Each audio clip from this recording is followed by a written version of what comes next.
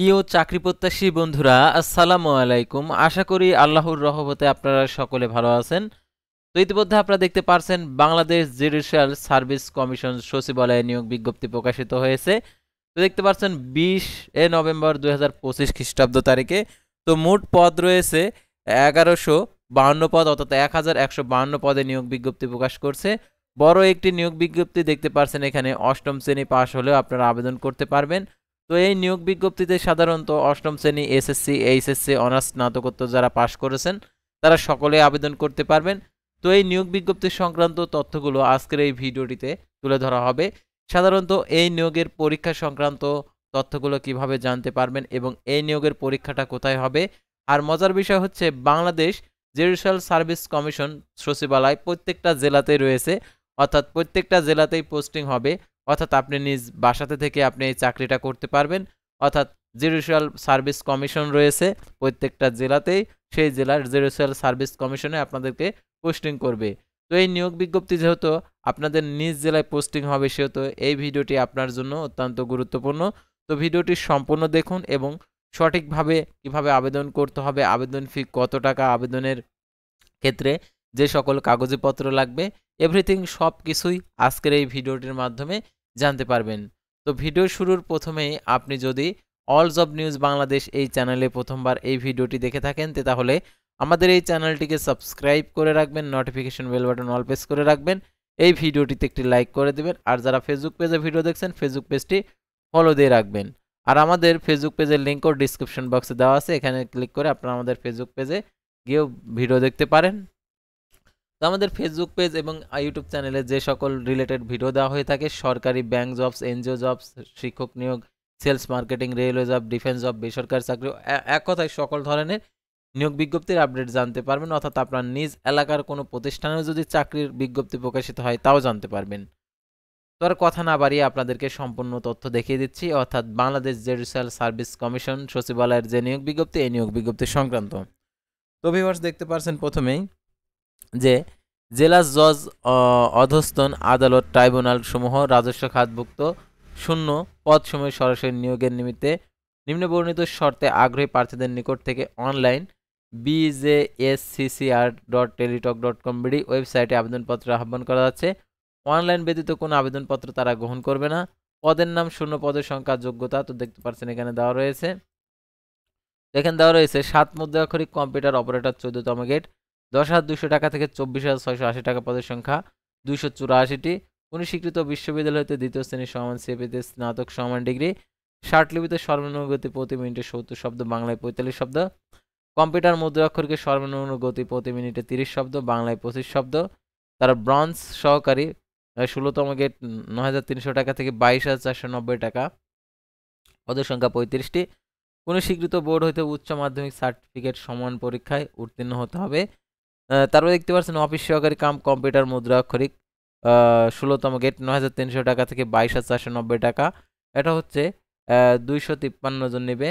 আর এটা তো কোনো স্বীকৃত বোর্ড হইতে দ্বিতীয় বিভাগ সমমান সিএপিতে উচ্চ মাধ্যমিক সার্টিফিকেট সমান পরীক্ষা উত্তীর্ণ। কম্পিউটার ব্যবহারে দক্ষতা, কম্পিউটার মুদ্রাক্ষরিকের সর্বনিম্ন গতি প্রতি মিনিটে ইংরেজিতে 20 শব্দ, বাংলায় 20 শব্দের গতি থাকতে হবে। তারপর দেখতে পাচ্ছেন গাড়ি চালক 16তম গেট 9,300 টাকা থেকে 22,490 টাকা, পদের সংখ্যা 22টি। অষ্টম শ্রেণী পাস, সমান পরীক্ষা উত্তীর্ণ, অর্থাৎ ড্রাইভিং ব্যবহারিক পরীক্ষা উত্তীর্ণ হতে হবে। মোটর গাড়ি চালানোর বৈধ ড্রাইভিং লাইসেন্স থাকতে হবে। অভিজ্ঞ প্রার্থীগণকে অগ্রাধিকার পাবে।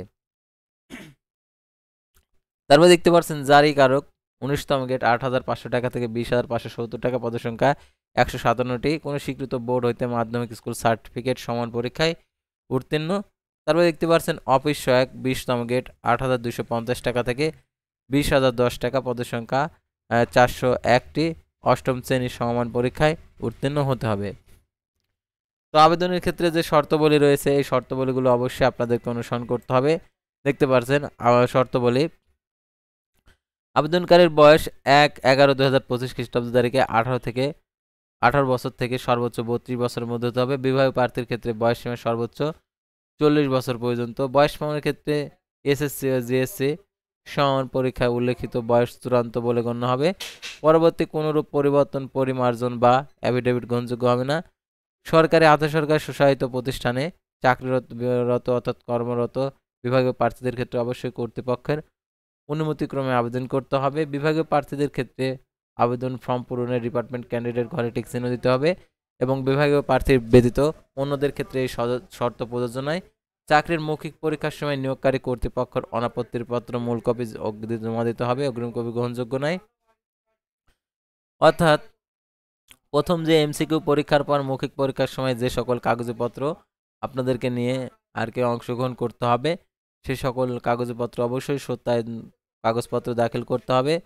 অনলাইনে পূরণকৃত আবেদন কপি, 2 কপি পাসপোর্ট সাইজের রঙিন ছবি, শিক্ষাগত যোগ্যতার সকল প্রকার মূল ও সাময়িক সনদপত্র, জাতীয় পরিচয়পত্র, অভিজ্ঞতার সনদের কপি, কম্পিউটার প্রশিক্ষণের সনদের কপি, সংশ্লিষ্ট ইউনিয়ন পরিষদ চেয়ারম্যান, পৌরসভা মেয়র, সিটি কর্পোরেশন কাউন্সিলর কর্তৃক প্রদত্ত নাগরিকত্ব সনদপত্র, নবম বা ততোর্ধ্ব গ্রেডের গেজেট কর্মকর্তা কর্তৃক প্রদত্ত চারিত্রিক সনদপত্র, মুক্তিযোদ্ধার ক্ষেত্রে মুক্তিযোদ্ধার সনদপত্র, ক্ষুদ্র নিগোষ্ঠী প্রতিবন্ধী তৃতীয় লিঙ্গ প্রার্থীদের ক্ষেত্রে উপযুক্ত কর্তৃপক্ষ প্রদত্ত সনদের কপি, প্রার্থীর সনদপত্র, ছবি সত্যায়নকারী কর্মকর্তার নবম অথবা ততোর্ধ্ব গেজেট কর্মকর্তার স্বাক্ষরের নিচে নামসহ সিল থাকতে হবে। পরীক্ষা সংক্রান্ত তথ্য, নিয়োগ বিজ্ঞপ্তি, যে কোনো পরিবর্তন সংশোধন যদি থাকে জুডিশিয়াল সার্ভিস কমিশনের ওয়েবসাইটে আপনারা জানতে পারবেন। নির্বাচনী পরীক্ষা অংশগ্রহণের জন্য যাতায়াত ভাতা, দৈনিক ভাতা প্রদান করা হবে না। দেখতে পাচ্ছেন আবেদনকারীকে সর্বশেষ অর্জিত শিক্ষাগত বিষয়টি উল্লেখ করতে হবে। এ সংক্রান্ত অসত্য মিথ্যা তথ্য প্রদান করলে পরীক্ষার পূর্ব বা এমনকি নিয়োগ প্রাপ্তির পরে কোনো পর্যায়ে কর্তৃপক্ষ প্রার্থীর নিয়োগ বাতিল করার অধিকার সংরক্ষণ করেন। এই নিয়োগে আবেদন করার ক্ষেত্রে যে শর্তাবলী রয়েছে, অর্থাৎ সকলে একাধিক পদের পরীক্ষা একই তারিখে অনুষ্ঠিত হবার সম্ভাবনা থাকায় আবেদনকারীকে একাধিক পদে আবেদন না করার জন্য পরামর্শ করা হলো। তো আপনারা অনেকেই প্রশ্ন করবেন যে আমি 2টা পদে কি আবেদন করতে পারবো? তো 2টা পদে আপনি আবেদন করতে পারবেন না, কারণ পরীক্ষা যদি একই দিনে অনুষ্ঠিত হয় তাহলে আপনি যে কোনো একটি পদে আবেদন করতে পারবেন আর কি, পরীক্ষা দিতে পারবেন। সেহেতু একটি পদে আবেদন করাই ভালো। সকল শূন্য পদের বিপরীতে অপেক্ষমান তালিকা প্রকাশ 1 বছরের মধ্যে জন্য সংরক্ষণ করা হবে। তো দেখতে পাচ্ছেন সকল শূন্য পদের বিপরীতে অপেক্ষমান তালিকা প্রকাশ 1 বছরের মধ্যে সংরক্ষণ করা হবে।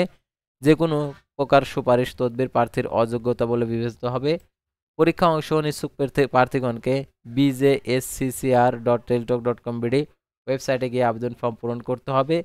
যখন আবেদন শুরু হবে, আবেদন সঠিক নিয়মে কীভাবে করতে হয় আমাদের চ্যানেলে ভিডিওতে জানতে পারবেন।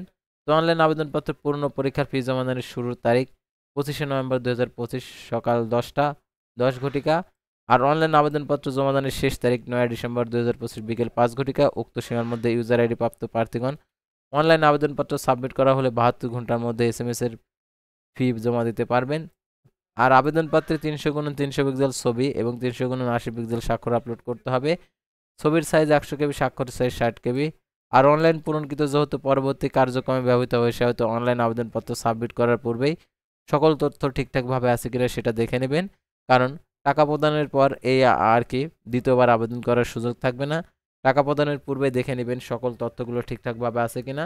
যদি সকল তথ্যগুলো ঠিকঠাকভাবে থেকে থাকে তাহলে টাকা প্রদান করবেন, আর যদি ভুল হয়ে থাকে তাহলে পুনরায় আবার আবেদন করবেন টাকা প্রদান না করে। আর SMS এর মাধ্যমে কিভাবে টাকা প্রদান করতে হবে, কত টাকা? 1 থেকে 4 নং ক্রমিক নং পদের জন্য 112 টাকা আপনাদেরকে প্রদান করতে হবে। 5 থেকে 6 নং ক্রমিক নং পদের জন্য 56 টাকা প্রদান করতে হবে।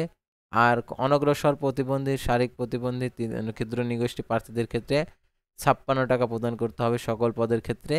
আর এখানে টেলটক প্রিপেড মোবাইল নাম্বারের মাধ্যমে অবশ্যই 72 ঘন্টার মধ্যে আবেদনের সময়কাল থেকে আবেদন সাবমিট করার পর থেকে 72 ঘন্টার মধ্যে এই টাকাটি প্রদান করতে হবে। 72 ঘন্টার মধ্যে যদি এই টাকাটি প্রদান না করেন তাহলে আবেদনটি বাতিল হয়ে যাবে। পুনরায় আবার আবেদন করে আপনাদেরকে টাকা প্রদান করতে হবে। আর প্রথম SMS টাকা প্রদানের এবং দ্বিতীয় SMS টাকা প্রদানের এখানে দেওয়া রয়েছে।